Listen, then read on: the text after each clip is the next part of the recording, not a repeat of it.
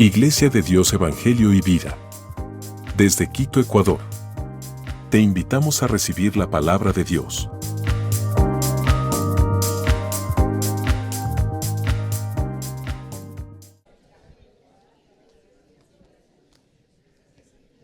Y denle un aplauso al Señor en esta mañana de alabanza. Gloria a Dios.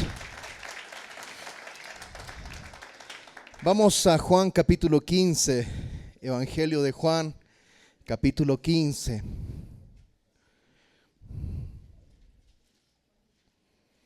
Verso 5. Yo soy la vid, vosotros los pámpanos. El que permanece en mí y yo en él, éste lleva mucho fruto, porque separados de mí nada podéis hacer. ¿Leemos juntos? Yo soy la vid, vosotros los pámpanos. El que permanece en mí y yo en él, éste lleva mucho fruto, porque separados de mí nada podéis hacer. Señor amado, gracias por tu palabra. Que en esta mañana, Señor, podamos ser impactados por ella, que podamos ser exhortados, enseñados, fortalecidos, animados, que podamos, mi Dios, en este día, por tu Espíritu Santo, recibir esta tu palabra en nuestros corazones. En el nombre de Jesús, amén. Amén. Ya durante 7 semanas hemos venido hablando sobre los yo soy de Jesús. Jesucristo se presentaba de esta manera. En más de una ocasión utilizó esta frase, yo soy, para dar a entender diferentes aspectos en los cuales el Señor es todo para nuestras vidas. Es por eso que Él comienza diciendo que Él es el pan de vida, Él es la luz del mundo, la puerta de las ovejas. Él es el camino, la verdad y la vida, Él es la resurrección. Y nos encontramos con un Cristo que está entregando estas palabras. Posiblemente estas palabras del capítulo 15 Jesús las está entregando en el aposento alto, momentos previos a que Él ya tenía que enfrentar el sacrificio de la cruz. Veíamos la semana anterior el nerviosismo que había en sus discípulos porque estaban abrumados con las noticias que el Señor les estaba entregando. El Señor les estaba revelando todos los acontecimientos que iban a suceder en algunas horas más. Y ellos estaban abrumados por eso. Y Jesucristo en esta oportunidad vuelve nuevamente a reafirmar, vuelve nuevamente a hablar. Y en esta oportunidad Él dice, yo soy la vid. Amén. Capítulo 15, verso 1, Jesucristo dice, yo soy la vid verdadera y mi Padre es el labrador. Amén. Jesucristo comienza hablando sobre la vid. Y es interesante esta figura porque Jesús está planteando algo fuerte para el corazón de sus discípulos, que ciertamente al ser judíos tenían una concepción diferente. Cuando Jesucristo dice yo soy la vid, es porque en el concepto o en la mentalidad judía, la vid era Israel. De hecho, se dice que en el templo de Herodes existía tallada en oro, en las puertas del templo existía tallada en oro una vid, y que le traía recuerdo al pueblo de Israel de que ellos eran la vid del Señor. El Salmo 80, verso 8 y verso 9. Salmo 80, verso 8 y verso 9. Si usted lo puede buscar, va a aparecer en pantalla.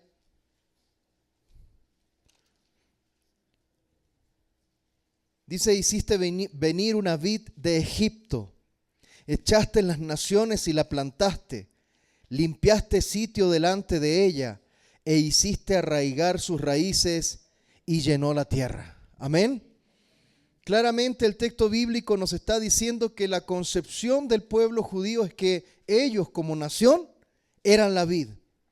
Y Jesucristo está planteando algo diferente. Jesucristo está diciendo, yo soy la vid. ¿Qué vid? La vid verdadera. Amén. Y de hecho, cuando vemos las profecías tanto de Isaías, de Jeremías, también se compara a Israel con una vid. lamentablemente muchas veces se compara para mal y otras para bien. Amén. En el texto del Salmos, capítulo 80, verso 8 y 9 que acabamos de leer, se compara como algo positivo, pero Jeremías compara a Israel con una vid que no está dando el fruto que Dios esperaba. Por lo tanto, previo a esto, Jesucristo ya estaba hablando sobre este tema de la vid. Y era importante que ellos pudiesen entender dónde tenían que depositar su confianza y su dependencia. Si usted puede ir, por favor, a Mateo capítulo 21, verso 33 hasta el 44.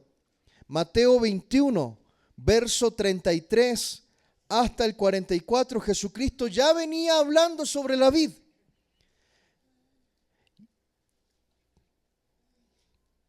Mateo capítulo 21, verso 33 dice: oíd otra parábola. Hubo un hombre, padre de familia, el cual plantó una viña, la cercó de vallado, cavó en ella un lagar, edificó una torre y la arrendó a unos labradores y se fue lejos.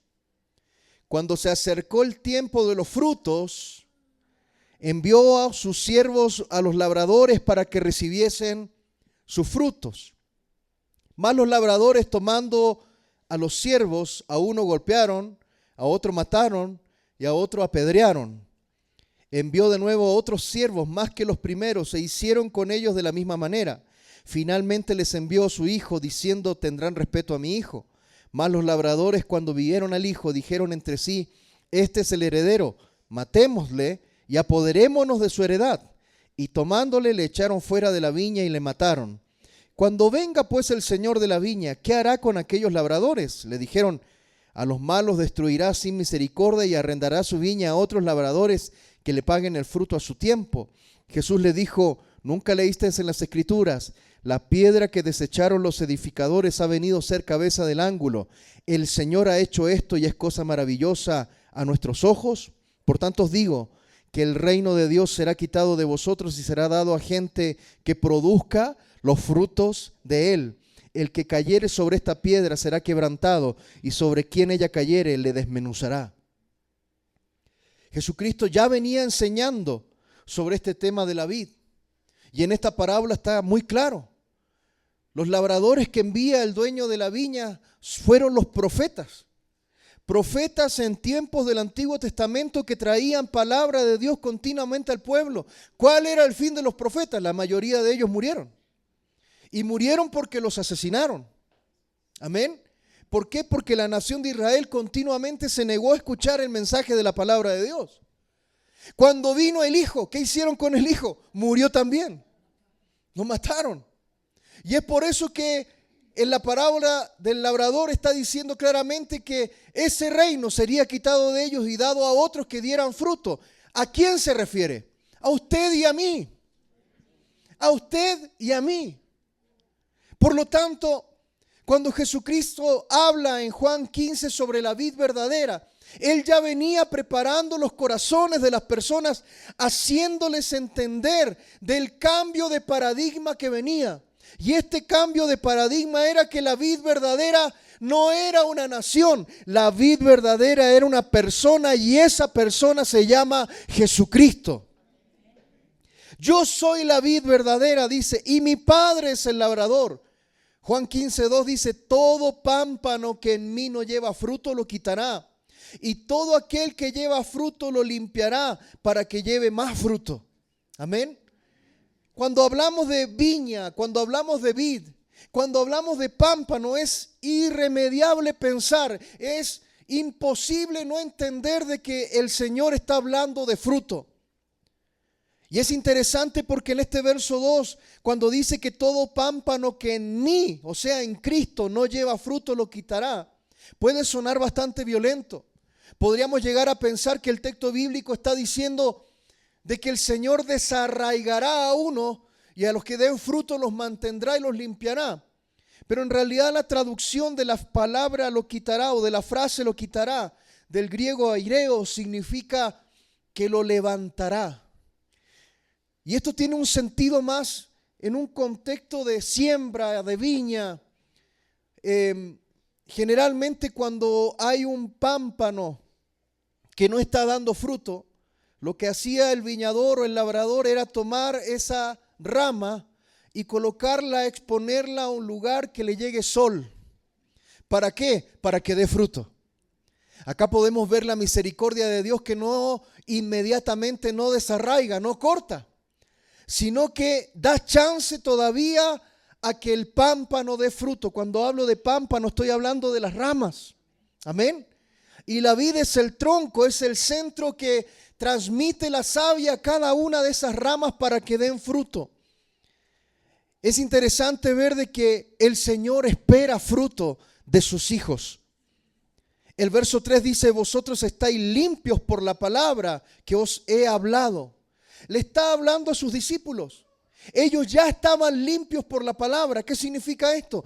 Que con las continuas enseñanzas de Jesús, los discípulos ya estaban siendo podados, ya estaban siendo limpiados, purificados. Y es algo que tenemos que entender en este día, que la única manera de que demos fruto es que tenemos que ser limpiados por la palabra. La palabra de Dios hace ese efecto en el ser humano, purifica, limpia, fortalece, levanta, alimenta. La palabra de Dios, como es inspiración de Dios, es necesaria para el crecimiento del cristiano, del Hijo de Dios. ¿Para qué? Para que dé fruto. Para que dé fruto. Y Jesús le dice a sus discípulos: vosotros ya estáis limpios por la palabra que os he hablado. Ellos habían estado expuestos por casi 3 años.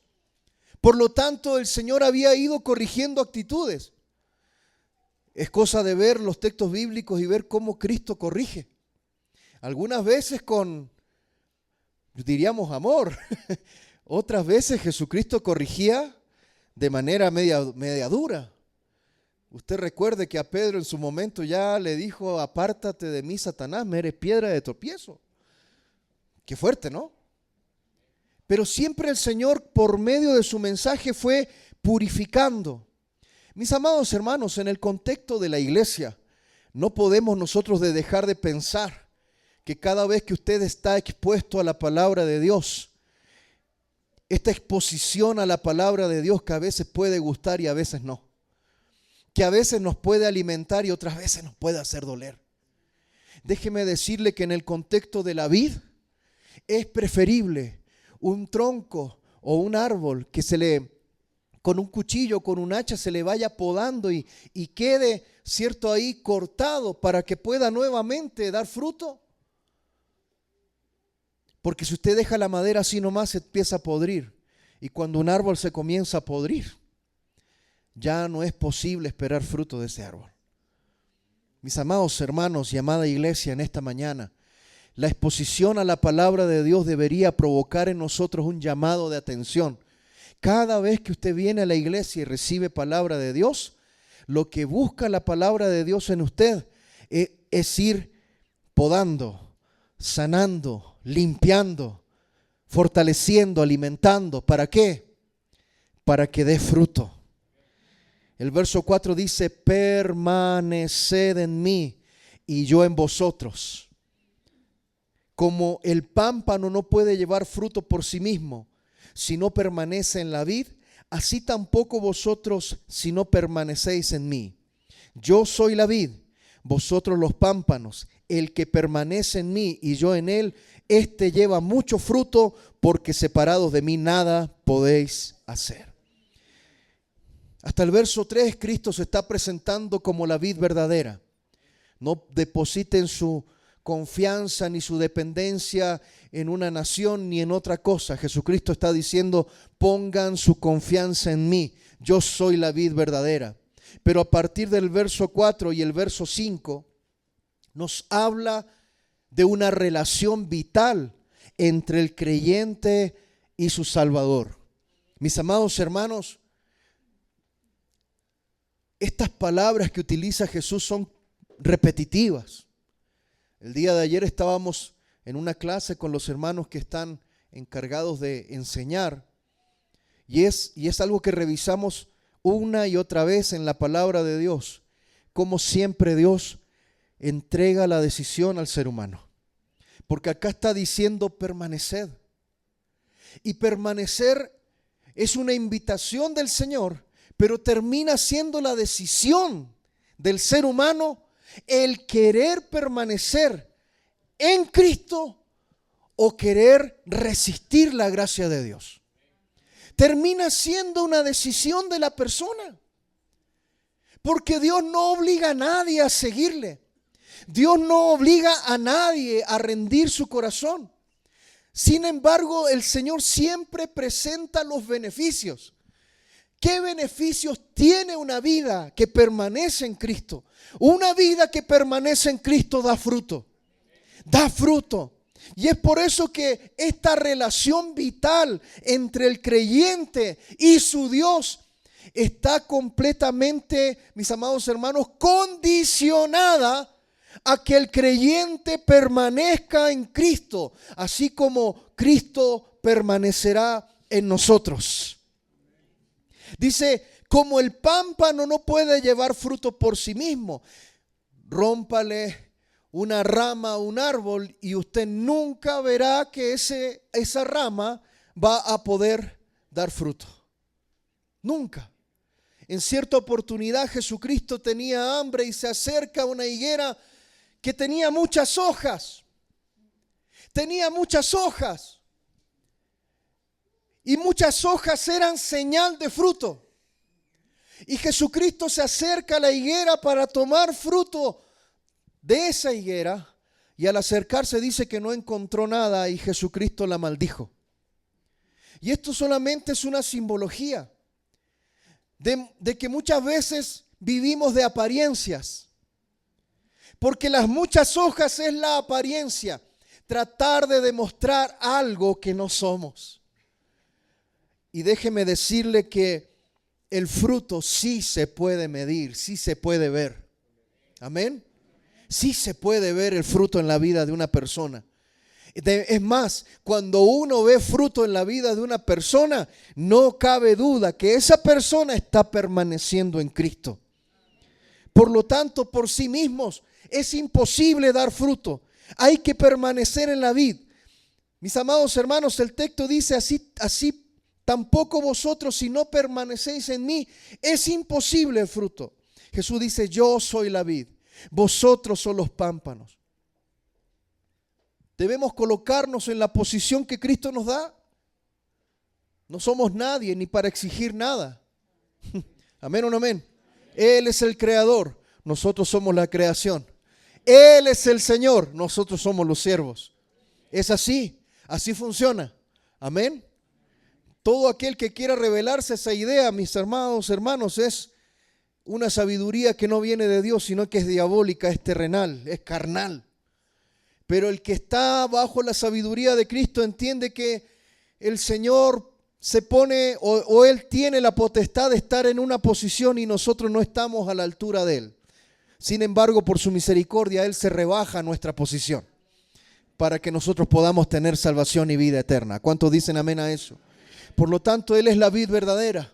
Pero también nosotros tenemos que entrar en esa relación vital. Usted puede notar en la historia de Israel en el Antiguo Testamento, cada vez que Israel estuvo en paz con Dios, las cosas iban bien. Cada vez que Israel estuvo en paz con Dios, las cosas iban bien. Y se nota. Cada vez que vemos en el tiempo de los jueces cómo clamaba ese pueblo y Dios traía un libertador, Dios levantaba a un juez, les provocaba paz por algunos años. Nuevamente el pueblo se alejaba de Dios y otra vez comenzaban los problemas. Similares en la vida del cristiano. Estar en comunión con Dios nos garantiza estar en paz con el Señor. Y podemos ver fruto. El texto bíblico dice en el verso 6 al 8, por favor léalo conmigo. El que en mí no permanece será echado fuera como pámpano y se secará. Y lo recogen y los echan en el fuego y arden.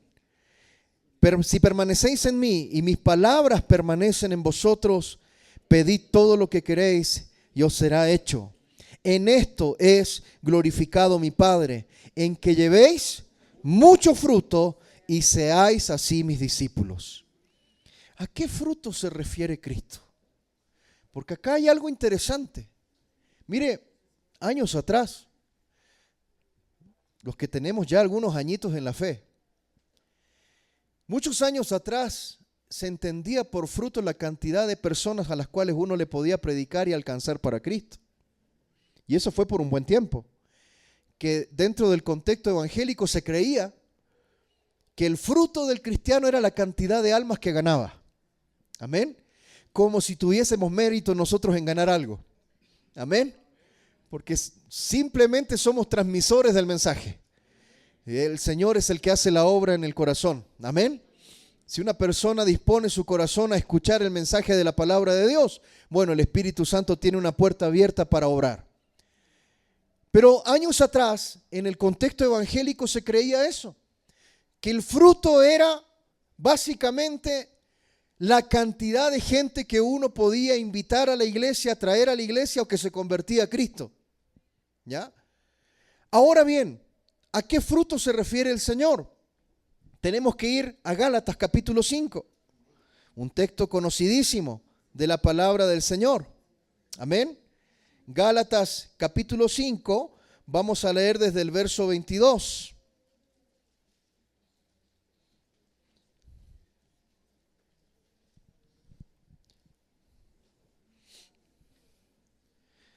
Mas el fruto del Espíritu es amor. Pare ahí. ¿Cuál es el fruto del Espíritu? No dice los frutos del Espíritu son. No está hablando en plural. Está hablando en singular.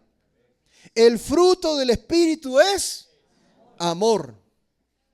La característica del cristiano es el amor.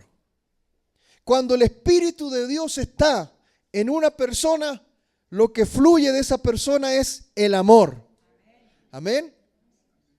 Y el amor tiene que ver con ese amor ágape, de sacrificio, de entrega, del perdón, del dar, del bendecir a otros.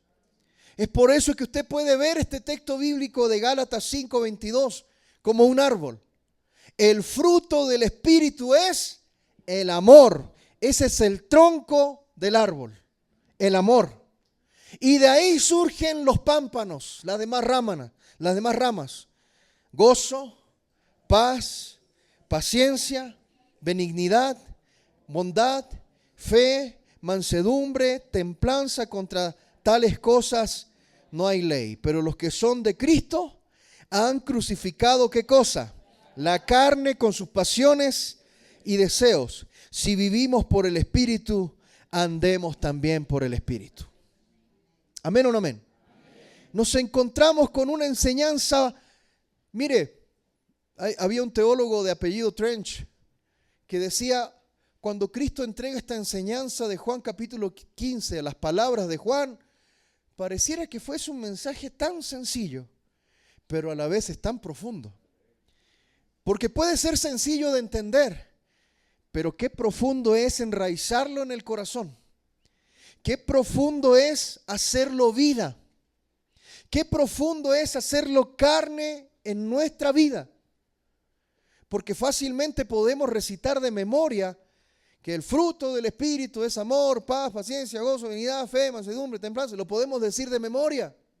Yo sé que le traigo un niño de la escuela dominical y se puede parar acá y lo va a recitar porque se lo enseñamos en la escuela dominical. ¿Amén o no amén? Qué complejo es vivirlo. Porque el fruto que el Señor espera es esto. La característica esencial es el amor. Pero eso va rodeado de otros adornos, de otras consecuencias. Oh, el Señor está esperando que haya gozo en el corazón del cristiano. Que se note una vida de paz, que en sus reacciones haya paciencia, que haya benignidad. Esto es, que la esencia nuestra sea siempre pensar en bien, no pensar en mal. Bondad, fe, mansedumbre. ¿Qué cuesta ser manso? Amén. Templanza, o sea, ¿qué cuesta bastante ser una persona con templanza? Una persona con templanza es tener toda su vida bajo control, en el sentido de, mire, en el servicio militar a nosotros nos enseñaban a tener templanza. ¿Sabía usted? Cuando usted se paraba delante de un oficial, la regla era usted tiene que estar parado al menos, para hablarle a un oficial, al menos a 2 metros de distancia. Amén. Y esa regla de templanza era para el oficial y era para el cadete. ¿Por qué? Porque a veces el oficial te pegaba. Por ahí te metía un palo, una cachetada. Usted sabe cómo es el servicio militar, lo que lo hicieron. ¿Ya? Te acariciaban por ahí. Y decían que el reglamento, incluso está escrito porque el reglamento, por lo menos del Ejército de Chile, está enfocado en la enseñanza alemana del ejército. Entonces tenías que pararte a 2 metros. ¿Por qué? Para que pienses. Antes de reaccionar, tenías que pensar. Un día tuvimos que agarrar a mi compañero. Le llamamos Piru. Piru era regalón del rancho, era gordito, ¿ya? Por culpa de él me tuve que quedar una vez todo un fin de semana encerrado porque él no pudo hacer las 10 benditas barras. Estaba colgado como una pierna de carne en la carnicería. Yo dije, vamos a salir de Franco, y hice mis barras, 5, 6, 7, 8, 11 por mi cabo, dije yo, Su compañero, Piru, te toca, Piru, y se quedó colgado ahí. Me dijo, bueno, te vas a quedar todo el fin de semana con tu compañero acá a ver si hace una. ¿Sabe lo que es estar encerrado 3 meses metido adentro y por culpa de uno que no puede hacer la barra, me tuve que quedar? No le voy a decir lo que le hice, pero descargué mi furia. En ese tiempo no era cristiano. El baño fue el testigo de nuestro encuentro. Lo encerré en el baño y como no había nadie porque todos se fueron. Bueno, pero eso fue una historia oscura de su pastor.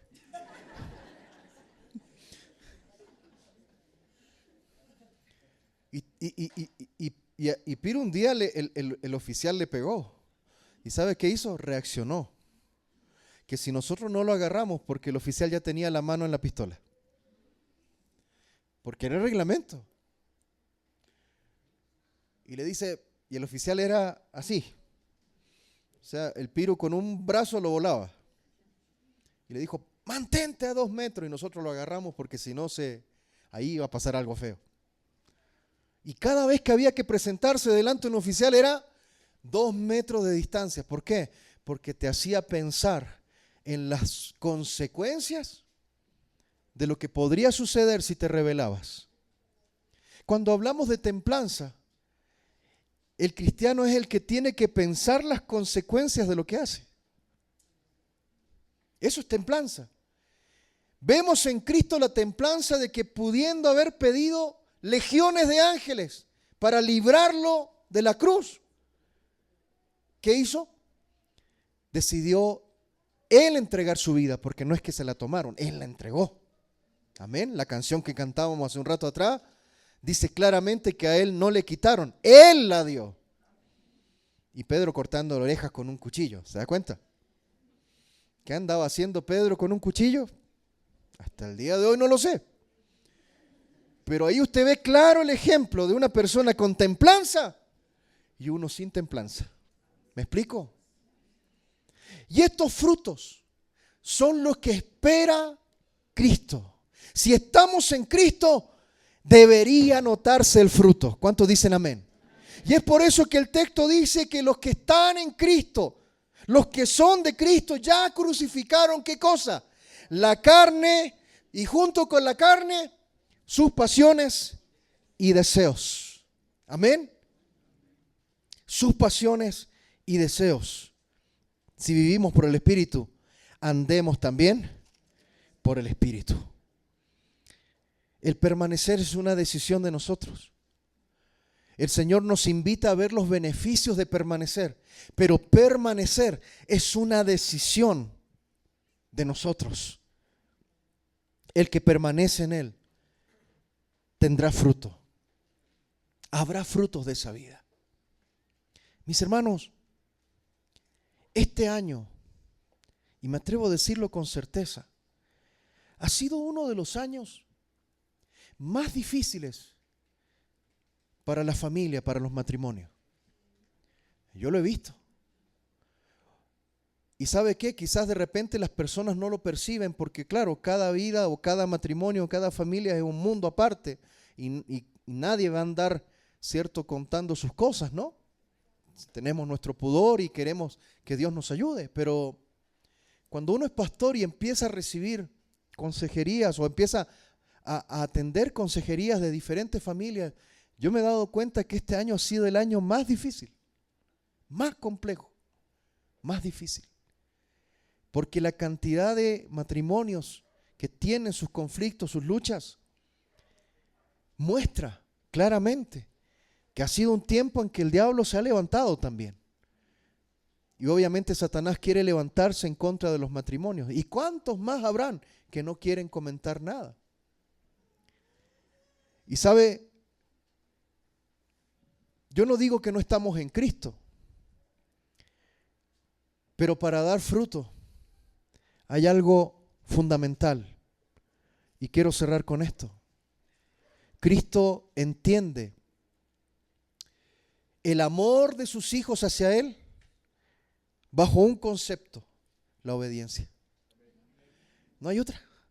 Porque si usted lee desde el verso 9 al 11, dice: como el Padre me ha amado, así también yo os he amado. Permaneced en mi amor. Si guardares mis mandamientos, permaneceréis en mi amor. Así como yo he guardado los mandamientos de mi Padre y permanezco en su amor, estas cosas os he hablado para que mi gozo esté en vosotros y vuestro gozo sea completo. O sea, permanecer en Cristo es permanecer en su amor. Y permanecer en su amor es obedecer. Cristo ve la obediencia, mis amados hermanos, de una manera muy sencilla. Hay aspectos de la vida que tienen que ser cumplidos por los cristianos. El cristiano tiene que procurar tener fruto. Tiene que procurar que el centro de su vida sea el amor, o sea, Cristo mismo. Y eso da fruto, templanza, gozo, da madurez. Y lo más complejo para una iglesia, mis amados hermanos, es que sus miembros alcancen esa madurez. Es la labor de un pastor intentar enseñar y aconsejar y guiar para que los miembros de una congregación alcancen madurez para la vida diaria. Yo no estoy para entretenerle. Amén. Mi labor no es entretenerle. Mi labor no es darle una palabra que usted se vaya contento de acá, pero resulta que después no le sirve para el día a día. Mi labor es corregir. Mi labor es exhortar, es apoyar, es consolidar, es afirmar, es felicitar. Es gozarse con el que está alegre y es llorar con el que está triste. Pero mi labor, mis amados hermanos, es ver a Cristo en ustedes. Esa es la labor de un pastor, es ir creciendo en esa perfección de tal manera que uno pueda ver la evolución en la vida del creyente. O sea, que en el proceso de vida el creyente va adquiriendo herramientas y va teniendo una comunión tan linda con Cristo que uno dice: wow, pensar cómo fueron sus primeros años en la fe, pero han pasado algunos años y vemos que esa persona ya está más madura y ya es un apoyo para otras familias, para otras personas, y de esa manera va creciendo el cuerpo de Cristo. De esa manera se va fortaleciendo. Amada iglesia, muchos de nuestros conflictos internos como familia, y se lo digo con amor, es falta de madurez. Es falta de madurez. Nos falta crecer, nos falta madurar. Amén. No podemos sucumbir ante las tentaciones del mundo. Mire, que los amigos, que las amigas que me ofrecen esto, que me dan lo otro. Mire, uno llega a un momento en una etapa cristiana que esas cuestiones ya no tiene por qué batallar con eso. Porque usted ya la tiene clara. ¿Quién es usted en Cristo? Amén. O sea, si todavía batallamos con esas tonteras, déjeme decirle que estamos igual que niños espirituales y vamos a tener que estar dando pura leche. Porque un platito de poroto ya no entra. Cuestiones de orgullo, cuestiones de discusiones tontas, peleas por cuestiones tontas, divisiones por cuestiones tontas, solamente demuestran que nos falta madurez. Amén. ¿Por qué? Porque nadie quiere dar su brazo a torcer. Ya nadie dijo amén, solo unos par de hermanos nomás dijeron amén. ¿Se da cuenta? ¿Y qué espera Cristo de nosotros? Fruto. Fruto. Seamos maduros, mis hermanos. No más duros, no. Seamos maduros. ¿Sí? Maduros espiritualmente. Creciendo en la gracia del Señor. Amén. Mire, tomando la palabra de Dios como un alimento. Mire, si usted aplica estos principios de Dios, yo le aseguro que su vida sufrirá transformación. Yo se lo aseguro. No porque se lo haya predicado yo, es porque el Espíritu Santo está inmerso en esta palabra y cuando uno aplica los principios de Dios, mis amados hermanos, esos no fallan. No falla colocar a Cristo como el centro de tu matrimonio, no falla. No falla colocar a Cristo como el centro de nuestra relación. Y si tenemos problemas, tenemos que ir a Cristo. Señor, muéstrame, porque a veces ¿sabe para qué somos buenos? Para andar acusando al otro. Somos buenos para eso. Y lo que tenemos que hacer es decirle, Señor, ¿cuál es mi falla? ¿Dónde estoy fallando yo? Porque claro, es fácil mirar la paja en el ojo ajeno, pero no miro la viga que tengo en mi propio ojo. ¿Sabe lo que es eso? Madurez. Madurez espiritual. Maduremos. Crezcamos. Amén. Todos estos yo soy que el Señor nos entrega es para que nos percatemos que Él nos ha entregado todas las herramientas para que nosotros vivamos una vida en plenitud. Algunos comentaristas bíblicos dicen que cuando este texto habla de que el pámpano se seca y será quitado y será quemado, algunos dicen que eso significa el infierno. Eso significa que una persona creyente en Cristo termina mal la carrera y termina en el infierno quemándose. Pero hay otros que dicen, no es tan así. El problema es que esa persona estando en Cristo nunca experimenta vivir la plenitud en Cristo. ¿Y sabe qué? Eso es un infierno en vida. Porque sabemos la verdad, pero no la podemos vivir. ¿Por qué? Porque no maduramos. Y vivir un infierno en casa solamente porque no queremos dar el brazo a torcer es falta de madurez, no es otra cosa. Y me encanta que los matrimonios en esta mañana se miren.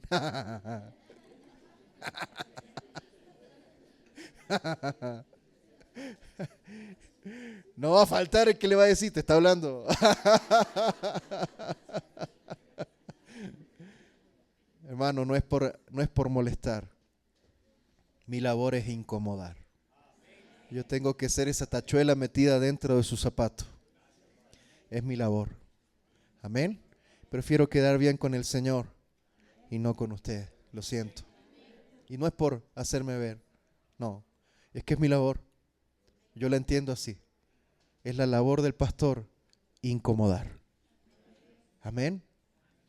Pongámonos de pie y vamos a orar en esta mañana. Participemos de la cena del Señor.